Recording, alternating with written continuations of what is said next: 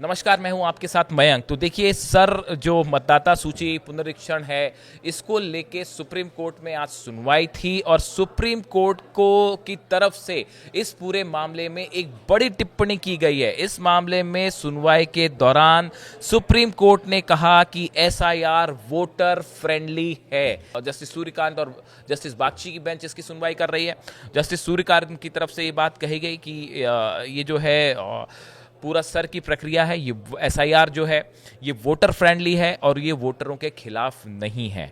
इसके साथ ही बिहार को लेकर एक बड़ी टिप्पणी जो सुप्रीम कोर्ट की तरफ से की गई, जो आज सोशल मीडिया में पूरे बिहार में आज इसकी चर्चा हो रही है, वो ये है, सुप्रीम कोर्ट की तरफ से कहा गया प्रशासनिक सेवा में यानी देश में सबसे ज्यादा आईएएस, आईपीएस, आईआरएस आदि विभागों में बिहार मूल के लोगों का दबदबा होता है। ऐसे में बिहार को बदनाम ना किया जाए। देखिए, आज जब ये पूरी बहस चल रही थी तब तमाम तरह की बातें जो है वो पक्ष विपक्ष की तरफ से रखी जा रही थी। हमने देखा कि अभिषेक मनु सिंघवी, कपिल सिब्बल, योगेंद्र यादव, प्रशांत भूषण, इनकी तरफ से तरह तरह के जो है वो आर्ग्यूमेंट्स कोर्ट में दिए जा रहे थे। सरकारी पक्ष की तरफ से अपनी बातें, इलेक्शन कमीशन की तरफ से अपनी बातें कही जा रही थी। तो इस दौरान, चर्चा के दौरान बार बार इस तरह की बातें हुई, फर्जी वोटर्स या फर्जी लोगों के नाम शामिल होना, हटना, इस तरह की कई बातें आई। तो इस दौरान ये बात जब चर्चा हुई तो उस दौरान सुप्रीम कोर्ट ने ये बात कही कि भाई देश की जितनी प्रतिष्ठित सर्विसेज होती हैं सब में बिहार के लोग शामिल होते हैं, तो ऐसी कोई बात नहीं होनी चाहिए कि आप बिहार के लोगों को बदनाम ना करें। तो ये बिहार में काफ़ी पसंद किया जा रहा है सुप्रीम कोर्ट की इस टिप्पणी को। खैर, हम वापस सर पे आते हैं। देखिए, अभिषेक मनु सिंघवी जो हैं याचिकाकर्ता के वकील, इनकी तरफ से आज जो बड़ी बात कही गई कि चुनाव आयोग ने स्वीकार किया है कि 65 लाख मतदाता सूची से बाहर हैं। बिना किसी सूचना, दस्तावेज या फॉर्म के इन लोगों को सूची से बाहर घोषित कर दिया गया।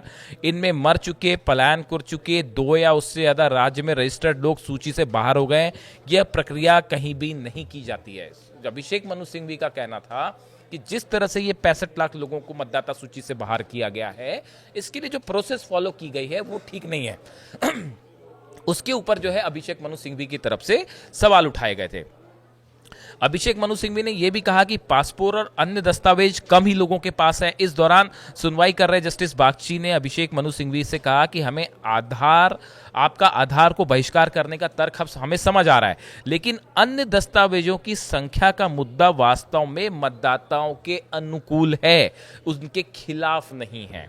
देखिए, ये बात जब जस्टिस बागची ने कही, फिर सुनवाई के दौरान जस्टिस बागची ने याचिकाकर्ताओं के वकील से कहा कि हम समझ रहे हैं कि आप आधार के बारे में बात कर रहे हैं, लेकिन पहचान पत्रों की संख्या बढ़ाना वोटर फ्रेंडली कदम है। उन्होंने कहा कि पहले 7 दस्तावेज मान्य थे, अब 11 हैं, जिसमें लोगों के पास और विकल्प होंगे। देखिए, ये जो टिप्पणियां सुप्रीम कोर्ट की तरफ से आई हैं, ये बेहद अहम है। और इसमें एक बार ये बात कहना कि भाई जो है कि ये वोटर फ्रेंडली प्रोसेस है, ये अपने आप में बड़ा इशारा करता है कि इस पूरे मामले को लेकर ये मामला किस तरफ आगे बढ़ रहा है। हालांकि हमने देखा कि याचिकाकर्ताओं के जो वकील हैं, अभिषेक मनु सिंघवी हो, कपिल सिब्बल हो या फिर योगेंद्र यादव की तरफ से याचिकाएं हैं, इन्होंने जो है अपने जितने तर्क हैं वो सुप्रीम कोर्ट में रखे हैं। आपत्तियां जताई गई हैं। सबसे बड़ी बात इस तरह की थी कि भाई इसमें वोटर लिस्ट में इरेगुलरिटीज सामने आ रही है कि कई लोग मर चुके हैं, उनके नाम भी शामिल है, कई लोग जो है वो जिंदा हैं लेकिन उसके बाद भी उनको मरा दिखा दिया गया है। इस तरह के कई सारी जो इरेगुलरिटीज सामने आई, जिसको लेके ये चर्चा चल रही थी। अब देखिए, इस पूरे मामले में सुप्रीम कोर्ट का ये कहना है कि भाई 7 दस्तावेज मान्य थे, अब उसको बढ़ा के 11 कर दिया गया है। तो ये जो पूरी प्रोसेस है, इसको चुनाव आयोग ने वोटर फ्रेंडली करार दिया है। अब ये मामले में अभी सुनवाई जारी है। आगे इस मामले का क्या रुख होता है, इसमें फाइनल फैसला क्या आता है, इसके लिए हो सकता है सुप्रीम कोर्ट की तरफ से कई और दस्तावेज मांगे जाएं, जिनकी जांच के बाद ये कही जाए। लेकिन फिलहाल जो है वो इस पूरे मामले को लेकर जबरदस्त सियासत छिड़ी हुई है। पूरे बिहार से लेके दिल्ली तक और आगे बंगाल को लेकर भी बातें हो रही हैं तरह तरह की। हम आपको दिखाते हैं कि इसको लेकर बड़ी पॉलिटिकल पार्टीज की तरफ से क्या बयान देखने को मिल रहे हैं। किसका प्रूफ? अब कौन करना चाहिए काम? ये ईसीआई को करना चाहिए। तो ये एसआईआर जो है, ये बोलते ना हमारे सरों पे एक लटकी हुई तलवार है। इसीलिए हर जगह पर जनता को, खासतौर से गरीब जनता को अपना बर्थ सर्टिफिकेट, जो जो डॉक्यूमेंट्स है उसको निकाल के तैयार रखना चाहिए। एसआईआर का मामला जो है सुप्रीम कोर्ट में चल रहा है और कल तो जिन लोगों की एसआईआर के बाद मृत्यु लिस्ट में नाम था उन लोगों को जिंदा जो है अदालत में पेश भी किया गया। देखिए, ये एक गंभीर मामला है। वोट की चोरी लोग कह रहे हैं। चुनाव आयोग जो है वोट की डकैती कर रहा है बीजेपी के इशारे पर। बीजेपी के अंधभक्त लोग जो हैं वो कहते हैं कि मोदी जी का करिश्मा है जो चुनाव जीतते जाते हैं, चाहे किसी भी राज्य में हो। लेकिन सच्चाई ये है कि वोट की डकैती पुरजोर तरीके से हो रही है। अब जब खुलासा होने लगा है तो बीजेपी की बोलती बंद है। आज तक इलेक्शन कमिश्नर जो है प्रेस कॉन्फ्रेंस नहीं किए।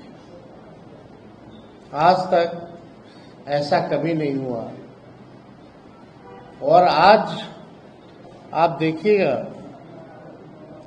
कि कुछ और एसआईआर में जो प्रक्रिया में जो खामियां रही हैं उसको भी हम लोग जो है उजागर करेंगे।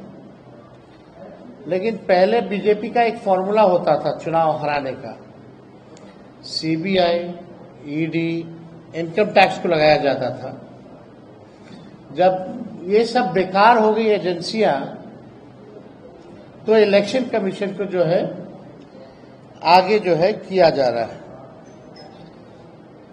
वोट की चोरी, वोट की डकैती इलेक्शन कमीशन ने 2020 में भी किया था। हम लोगों का जो मात्र जो डिफरेंस जो था वो डिफरेंस 12,000 का था और 12,000 में हम लोगों को 10 से अधिक सीटें जो हैं हरा दी गई 2020 में। कोई 12 वोट से, कोई 50 वोट से, कोई 100 वोट से, कोई 500 वोट से। इस तरह से कई सीटें हम लोगों को हरा दी गई। आप लोगों ने चंडीगढ़ मेयर का भी देखा होगा कि किस तरह से ये लोग खुलेआम, जो तो सीसीटीवी था तो पकड़े गए, इसीलिए चुनाव आयोग ने सीसीटीवी को ही हटा दिया। कितने निष्पक्ष लोग हैं ये।